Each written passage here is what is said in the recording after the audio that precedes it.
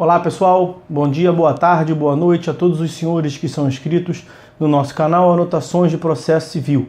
Se você ainda não é, eu sou o professor Arthur Vieira e depois que eu concluí o meu doutorado em Direito Processual, eu resolvi me dedicar a esses veículos de comunicação para que eu pudesse transmitir aos senhores conhecimento jurídico de qualidade e de forma gratuita. Aqui eu vou pontuar o meu e-mail de contato para que eventuais interessados possam estabelecer um contato mais direto. Inclusive, nós podemos eventualmente considerar a hipótese de publicar um artigo científico em conjunto, tá certo?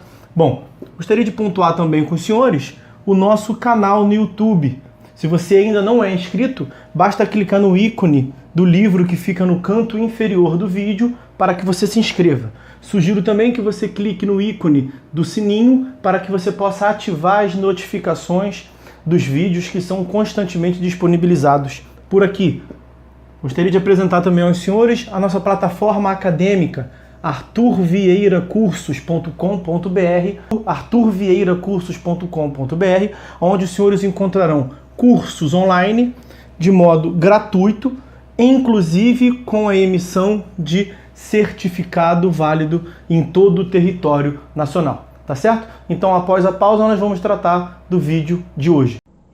E no vídeo de hoje nós vamos continuar a análise do nosso livro Anotações de Teoria Geral do Processo. Vamos iniciar a análise do tópico Princípio da Isonomia. Vou fazer a leitura agora de dois artigos do Código de Processo Civil, artigo 7º e artigo 139, inciso 1º. Vamos ao artigo 7º. É assegurada às partes paridade de tratamento em relação ao exercício de direitos e faculdades processuais, aos meios de defesa, aos ônus, aos deveres e à aplicação de sanções processuais, competindo ao juiz zelar pelo efetivo contraditório. Artigo 139, inciso 1º. O juiz dirigirá o processo conforme as disposições desse Código, incumbindo-lhe assegurar às partes igualdade de tratamento. Vamos também agora efetuar a leitura de dois enunciados do Fórum Permanente de Processualistas Civis. Enunciado de número 107. O juiz pode, de ofício, dilatar o prazo para a parte se manifestar sobre a prova documental produzida. E enunciado de número 379. O exercício dos poderes de direção do processo pelo juiz deve observar a paridade de armas das partes. Artigo 5º caput e inciso 1º da Constituição Federal. Todos são iguais perante a lei, sem distinção de qualquer natureza, garantindo-se aos brasileiros e aos estrangeiros residentes no país a inviolabilidade do direito à vida, à liberdade, à igualdade, à segurança e à propriedade nos termos seguintes. Inciso 1º. Homens e mulheres são iguais em direitos e obrigações nos termos desta Constituição. A Constituição se refere à isonomia jurídica em várias passagens do caput do artigo 5º, bem como em seu inciso 1º. E no processo, como não poderia deixar de ser, também deve ser respeitada a isonomia entre os sujeitos processuais. Mas essa garantia não deve ser encarada em uma perspectiva meramente formal, ou seja, não podemos nos contentar com a previsão da garantia no ordenamento jurídico, sendo imprescindível que ela saia do papel e seja efetivamente aplicada na sociedade, assumindo, portanto, o potencial transformador da realidade social. A moderna concepção desta garantia reconhece a existência de duas vertentes, a formal e a material. Aquela própria da matriz liberal de pensamento reduzia a isonomia à seguinte fórmula legislativa: todos são iguais perante a lei, e consistiu em um dos lemas da Revolução Francesa, pretendendo superar o modelo de tratamento privilegiado que o monarca concedia aos seus aliados políticos, sendo historicamente atribuído o seu reconhecimento pelo Estado à Declaração de Direitos do Homem e do Cidadão de 1789, tendo afirmado em seu artigo 1º que os homens nascem e permanecem livres e iguais em direitos. As distinções sociais não podem ser baseadas senão na utilidade comum. Antes disso, no entanto, já constava na Declaração de Independência dos Estados Unidos de 1776 que todos os homens foram criados iguais. Todas as constituições que sucederam ao golpe de 18 do Brumário mantiveram a garantia de tratamento igualitário perante a lei. Mas esta previsão, por si só, não era suficiente para assegurar a igualdade perante o mundo real, ou seja, a garantia não se efetivava na cadeia de relações intersubjetivas que eram travadas pelos cidadãos. Percebe-se nitidamente esta mazela social quando se constata que as mulheres e os negros não eram incluídos nesta fórmula pretensamente igualitária. Outra manifestação se encontra na instituição do voto censitário, restringindo o exercício da escolha dos representantes políticos àqueles que ostentassem propriedades de bens que superassem certo patamar estipulados pelos detentores do poder.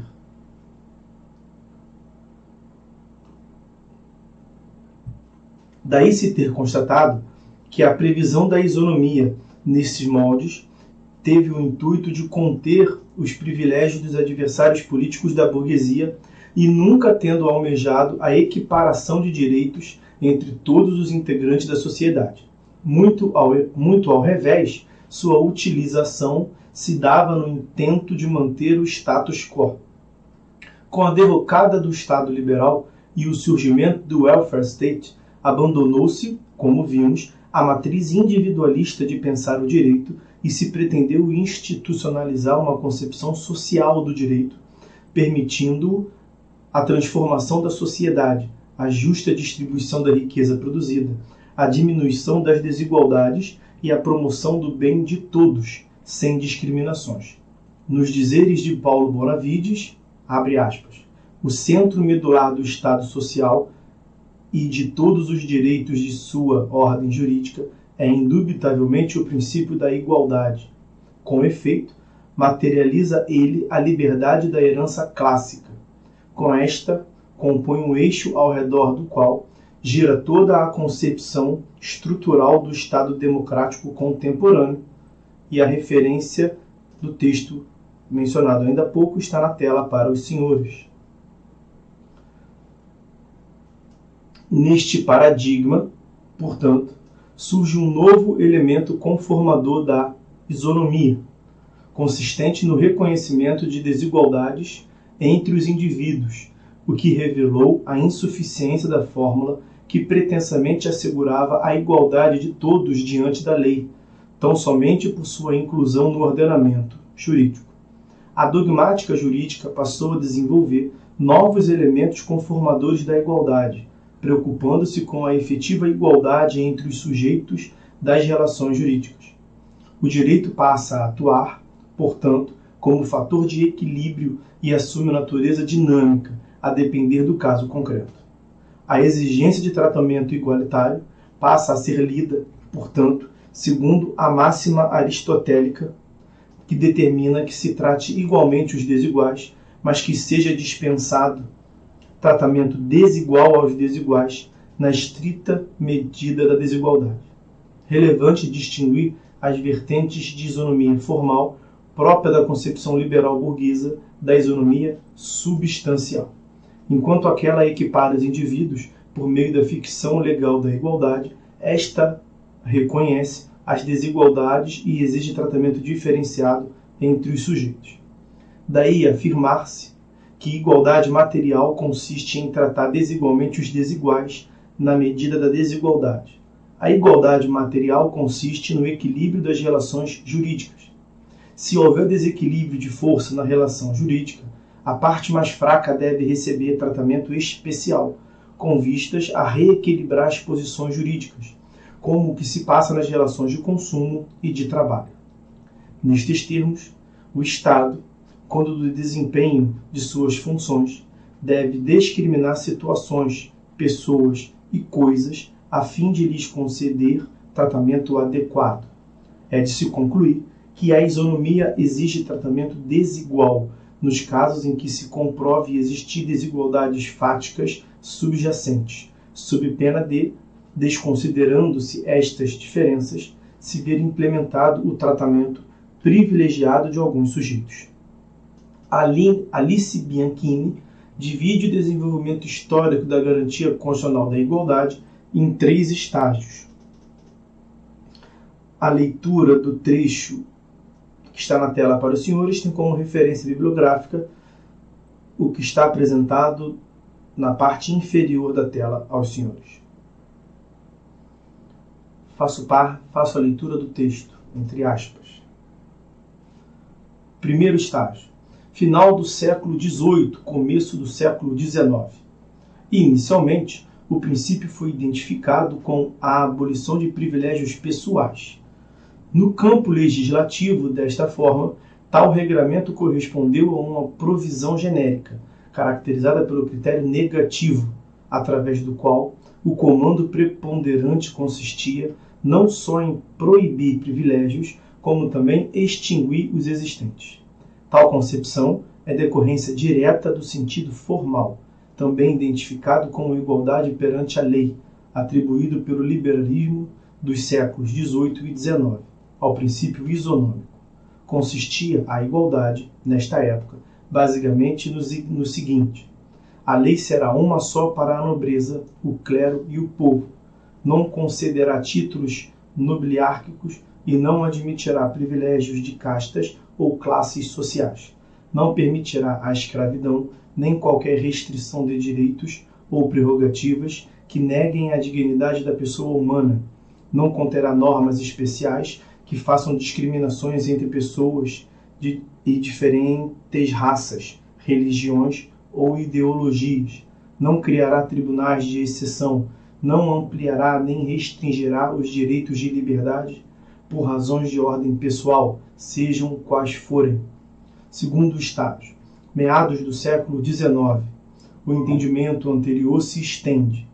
No entanto, concomitantemente, vai-se encetando uma outra espécie de igualdade que aflui no momento em que, concretamente, o cidadão pretende se valer do direito. A segunda fase, em que essa concepção se prolonga, já apresenta o tema de natureza técnico-jurídico, de igualdade na aplicação do direito. É o comando dirigido aos que aplicam a lei, aos órgãos do Executivo e do Judiciário, não ao órgão parlamentar que a elabora. Por assim dizer, aqui se completa a proteção da igualdade subjetiva, vedando-se a administração e a justiça, todo ato que diferencie os que a norma constitucional tornou iguais.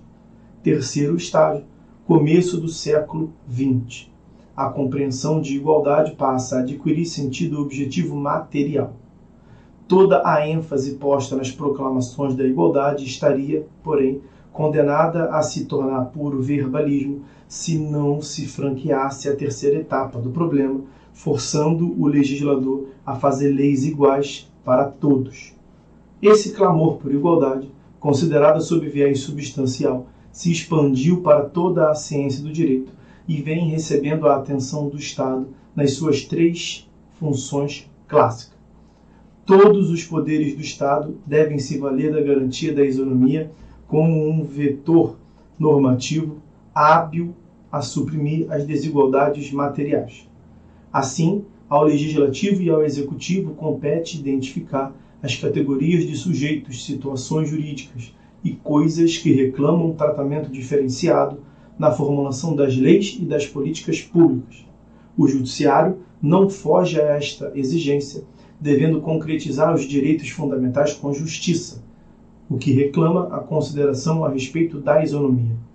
Os defensores da teoria do stare decisis no common law tradicionalmente afirmam ser um princípio básico da administração da justiça que casos semelhantes recebam a mesma decisão. Em sentido aproximado, Leonardo Greco sustenta que, aspas, o direito fundamental à igualdade não se limita a um direito à igualdade perante a lei, a que corresponde um dever imposto ao legislador, mas inclui a igualdade na lei, ou seja, na sua aplicação por parte dos administradores e do próprio judiciário. Fecha aspas. O texto consta desta referência que está aí para os senhores, onde inclusive consta uma outra referência bibliográfica que os senhores podem consultar dando pausa neste vídeo. Continua a leitura. Especificamente em relação ao processo civil, a igualdade tem sido objeto de análise do ponto de vista intrínseco ao processo. Fala-se em igualdade ao processo e em igualdade no processo como manifestações desta garantia perante a jurisdição. Por igualdade ao processo, entende-se o equilíbrio nas condições de acesso à justiça, nos procedimentos e técnicas processuais. A preocupação neste diapasão é eliminar os óbices que dificultam o acesso à jurisdição, especialmente o econômico, bem como aqueles que impedem o exercício pelo Estado da tutela jurisdicional efetiva, adequada e tempestiva. As últimas décadas testemunharam o empenho do legislador brasileiro neste intento. A compreensão de igualdade no processo, a seu turno, se relaciona com a participação equilibrada dos sujeitos do processo, ou seja, com um contraditório exercido mediante paridade de armas, fazendo com que as partes tenham o mesmo poder de influência no resultado do processo, equilibrando a relação processual e neutralizando as desigualdades porventura existentes. Assim, como se deu em relação à isonomia ao processo, também a igualdade no processo tem sido objeto de debate e desenvolvimento pelos operadores do direito. Agora farei a leitura de um texto extraído desta referência que está aqui na tela para os senhores, de uma obra do professor Nelson Neri. Aspas. As partes devem ter garantidas as mesmas oportunidades ao longo do processo, como decorrência lógica do princípio do contraditório. O juiz, como visto, do teor do artigo 7º do CPC, é responsável pela devida observância do preceito. Existem casos previstos na própria lei que beneficiam uma das partes em desfavor da outra, os quais devem ser analisados à luz das regras processuais constitucionais. Fred Didier apresenta alguns exemplos do legítimo tratamento diferenciado entre as partes. Começarei aqui a leitura da referência bibliográfica do professor Fred Didier. Logo adiante eu vou apresentar a indicação bibliográfica aos senhores, início das aspas. Nomeação de curador especial para incapazes processuais, artigo 72 do CPC. Regras especiais de competência territorial para a proteção de vulneráveis, artigo 53, inciso 1º, 2º e 3º, a linha E. Artigo 101, inciso 1º do CDC. Intimação obrigatória do Ministério Público nos casos que envolvam interesse de incapaz, artigo 178, inciso 2º do CPC. Proibição de citação postal de incapaz, artigo 247, inciso 2º do CPC. Tutela provisória satisfativa de direitos evidentes, artigo 311 do CPC. Prazo em dobro para os entes públicos manifestarem-se nos autos, artigo 183 do CPC. Eliminação do efeito suspensivo. Eliminação do efeito suspensivo automático da apelação contra a sentença que rejeita embargos à execução, artigo 1012, parágrafo 1º, inciso 3º do CPC. Tramitação prioritária de processos que envolvem idosos ou pessoas portadoras de doenças graves, artigo 1048 do CPC, etc. O dever de o tribunal uniformizar a sua jurisprudência e observá-la é também manifestação do princípio da igualdade, artigo 926 do CPC. Então, aqui está a referência bibliográfica do professor Fred Didier, que eu consultei para os senhores, tá certo?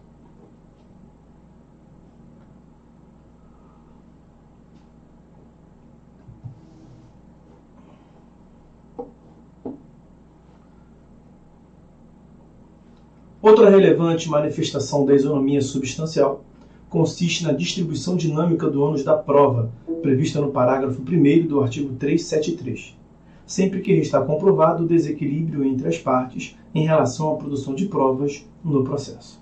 Há, no entanto, um relevante aspecto da igualdade perante a jurisdição, que vinha sendo desconsiderado por parcela da doutrina e pela jurisprudência até então dominante entre nós. Trata-se da igualdade perante as decisões judiciais, aspecto extrínseco ao processo. Portanto, como exposto em tópicos pretéritos, o advento do neoconstitucionalismo, a recepção do pós-positivismo, bem como a guinada hermenêutica a favor da teoria lógico-argumentativa, atribuíram ao judiciário a relevantíssima função de definir o significado dos textos que compõem o ordenamento jurídico, criando a norma jurídica em complementação da tarefa iniciada pelo legislador. Diante desta nova atribuição confiada ao judiciário, torna-se imperioso que, a partir de determinado momento, as normas jurídicas por ele concretizadas alcancem um grau satisfatório de uniformidade. Com efeito, os jurisdicionados que procuram a atividade jurisdicional reclamando solução para o seu caso, esperam e confiam que o ordenamento jurídico seja aplicado de forma igualitária em relação àqueles que se encontram em situações semelhantes, em respeito à garantia constitucional da isonomia. Se, porventura, outros casos semelhantes já houverem sido julgados pelo judiciário, estes atuarão como fator de previsibilidade orientando as condutas da sociedade, acrescendo-se segurança jurídica. É natural, no entanto, que durante certo período de tempo os provimentos jurisdicionais assumam conteúdos jurídicos divergentes, em razão de recente alteração do ordenamento jurídico ou pelo advento de nova tecnologia ou mudanças sociais, culturais, políticas ou econômicas. A doutrina tem se referido a esta situação como um período de maturação em que a jurisprudência ainda se dá de modo cambiante, não tendo sido definido o sentido exato da norma. Em que pese tal fenômeno ensejar uma mitigação da segurança jurídica, especialmente na perspectiva da previsibilidade e a isonomia, este cenário de momentânea indefinição do sentido normativo de determinado texto do ordenamento jurídico não deve ser tido como uma mazela de nosso sistema jurídico, pois se fundamenta no incremento de qualidade da tutela jurisdicional quanto da definição do sentido da norma, levando-se em consideração a maior quantidade possível de argumentos que estarão representados nos posicionamentos jurisdicionais divergentes. Dentro da estrutura hierarquizada e piramidal de nosso sistema jurídico, a função de atribuir definitivamente o sentido das normas jurídicas foi concedida pela Carta Política de 1988 aos tribunais superiores, cabendo ao STJ a última palavra em relação à adequada interpretação das leis federais e ao STF a guarda e atribuição do sentido da Constituição. A partir desse momento, em que a interpretação jurídica adequada restou sedimentada pelo órgão jurisdicional incumbido pela Constituição para a definição do sentido da norma, não se deve mais admitir que os órgãos que lhes são inferiores no edifício jurídico divirjam injustificadamente de seu posicionamento jurídico, sob pena de se quebrar a unidade do nosso sistema jurídico, o tornando irracional e incoerente. É dizer que, após o período de maturação da jurisprudência, a norma jurídica construída, produto desse processo de amadurecimento dos posicionamentos jurídicos, deve se tornar uniforme e estável, permitindo que o ordenamento jurídico permaneça uno e coerente.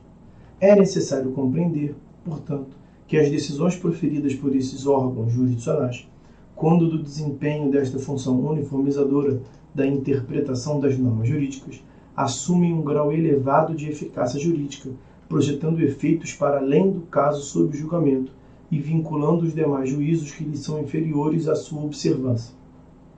O entendimento uniforme dos tribunais superiores passa a ser tido como um significativo elemento do discurso jurídico. Lamentavelmente, a praxe jurídica revela que esta função uniformizadora dos tribunais superiores não foi compreendida de forma satisfatória por nossos operadores do direito, com especial destaque para aqueles que exercem a função jurisdicional. Não é incomum, infelizmente, que em matéria na qual conste posição sedimentada no STJ ou no STF, provimentos jurisdicionais sejam proferidos por juízes e tribunais, tanto estaduais quanto federais, desconsiderando-a por completo, em total afronta às garantias constitucionais da segurança jurídica e da isonomia, bem como da racionalidade do sistema. No sentido do texto, colhemos a seguinte passagem de Teresa Arruda Alvim Vamber. A referência bibliográfica está apresentada na tela aí para os senhores. No Brasil, enfrentamos o problema do excesso de casos em que há uma diversidade de interpretações da lei no mesmo momento histórico, o que compromete a previsibilidade e a igualdade. Há juízes de primeira instância e tribunais de segundo grau que decidem reiteradamente de modo diferente questões absolutamente idênticas. Estas divergências existem também no âmbito dos tribunais superiores, entre eles STJ e STF, e entre seus órgãos fracionários. Isto ocorre em relação ao STJ, que tem maior número de órgãos fracionários. A situação ainda se agrava quando se constata que nem mesmo os tribunais superiores, incumbidos pela Constituição do desempenho da função uniformizadora, a respeitam. Com efeito, o desprezo à jurisprudência uniformizada começa na parte superior de nossa estrutura jurídica, sendo corriqueira a mudança injustificada dos entendimentos. É imperioso que se compreenda que, além da uniformização do entendimento dos tribunais superiores, faz-se necessário que esta se mantenha estável. Neste sentido, quando do julgamento do agravo regimental nos embargos no recurso especial 228432 do Rio Grande do Sul, o ministro Humberto Gomes de Barros externou sua preocupação à Corte Especial do STJ nestes termos, abre aspas, segue a referência do julgado. Na tela para os senhores, efetua a leitura. Tenho em mim a firme convicção de que o STJ foi concebido para um escopo especial, orientar a aplicação da lei federal e unificar-lhe a interpretação em todo o Brasil. Se assim ocorre, é necessário que sua jurisprudência seja observada para se manter firme e coerente. Assim sempre ocorreu em relação ao STF, de quem o STJ é sucessor nesse mistério. Em verdade, o Poder Judiciário mantém sagrado compromisso com a justiça e a segurança.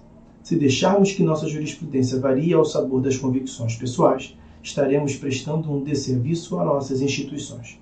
Se nós, os integrantes da Corte, não observarmos as decisões que ajudamos a formar, estaremos dando sinal para que os demais órgãos judiciários façam o mesmo. Estou certo de que, em acontecendo isso, perde sentido a existência de nossa Corte. Melhor será extingui-la. Com isso a gente encerra a análise do princípio da isonomia. Vamos encerrar esse vídeo por aqui. Começar a análise no próximo vídeo do princípio da inafastabilidade do controle jurisdicional, ou também chamado princípio do acesso à justiça.